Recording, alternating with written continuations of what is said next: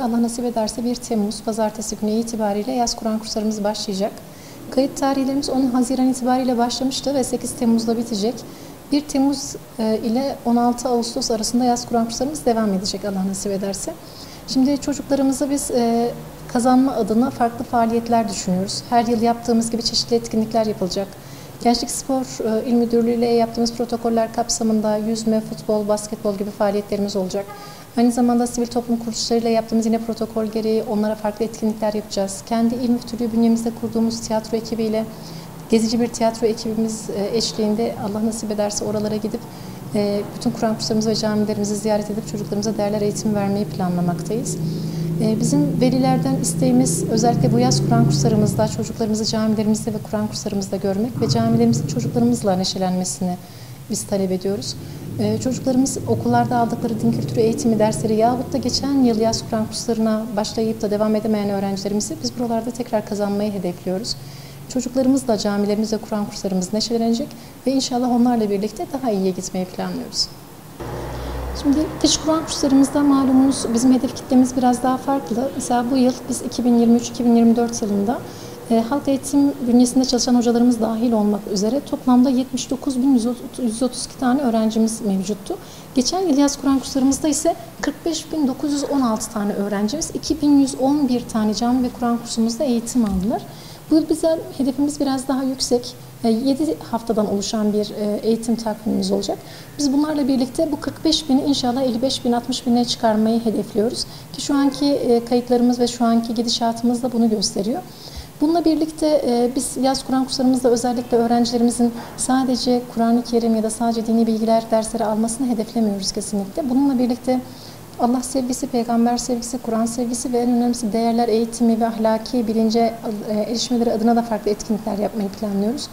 En basitinden gelecek hafta 2 Temmuz ve 3 Temmuz'da 2 tane ayrı programımız olacak. Kendi ilçelerimizin yaptığı, kendi Kur'an kursu hocalarımızın ve imamlarımızın yaptığı programlar dışında genel programlarımız olacak. 2 Temmuz'da Erciş'te, 3 Temmuz mesela sabahı saat 10'da Van İl Müftülüğü konferans salonunda çocuklarımızın bir çocuk şenliği programımız olacak. Ankara'dan Hüseyin Koncagül ve ekibi gelecek. Ve öğleden sonra da Özalp'ta bu şekilde bir gençlik merkezinde programımız olacak. Herkese çocuklarımızın bir de kapanış programı olacak. Bunu da 14 Ağustos'ta uygulama otelinde yapmayı planlıyoruz. Ve bu aşamada 7 haftada eğitim gören çocuklarımızın orada öğrendiklerinin neticesinde dereceye giren 600 tane öğrencimizin 100 tanesine bisiklet, 500 tanesine de ayakkabı ve başka hediyeler takdim etmeyi hedefliyoruz. Çocuklarımızın aynı zamanda kitap alışkanlığı, kitap okuma alışkanlığı edinmesi adına da biz bu derslerin dışında bir de kitap okuma saati bırakmayı planlıyoruz bu yılın hedefleri içerisinde. Bunda da yarım saat en az çocuklarımızın yine kendi aldığımız, Allah razı olsun Van Valiliği ve Büyükşehir Belediye'mizin de bu anlamda bize verdiği destekler ışığında çocuklarımıza kitaplar hediye ettik. Zaten bütün camilerimize ve Kur'an kurslarımızda kütüphaneler kurduk. Ve bu kütüphanelerde de çocuklarımızın en az bir yarım saat kitap okuma saatleri olacak. Ve bununla birlikte çocuklarımız da inşallah ödüllendirilmiş olacak. Zaten malumunuz eğitimimizin bir ayağı velidir. Veli ayağı bizim olmazsa olmazımızdır. Çünkü veli ayağımız eksik olduğu zaman gerçekten çocuklara dokunma noktasında bizler problem yaşayabiliyoruz. Bu anlamda velilerin desteğine ciddi anlamda ihtiyacımız var. Milli eğitimdeki eğitim sistemine verdiğimiz ciddiyeti ve ehemmiyeti bizim herkese ayaz Kur'an kurslarına ve Kur'an kurslarına da göstermemiz gerektiğinin biz farkında olmamız gerekiyor. Çocuklarımız belki hayatında ilk defa camiye gelecek, ilk defa Kur'an kursuna gelecek. Çocuğumuzun bu işi ciddiye alması, velimizin ciddiye almasıyla aslında paralel ilerliyor. Bundan dolayı bizim özellikle velilerden ricamız, çocuğumuzu okula gönderdiğimiz gibi, zaten bizim Kur'an kurslarımız erken saatte başlamıyor. Biz çocuklarımızın tatilini de göz önüne alarak zaten 9'da başlatıyoruz.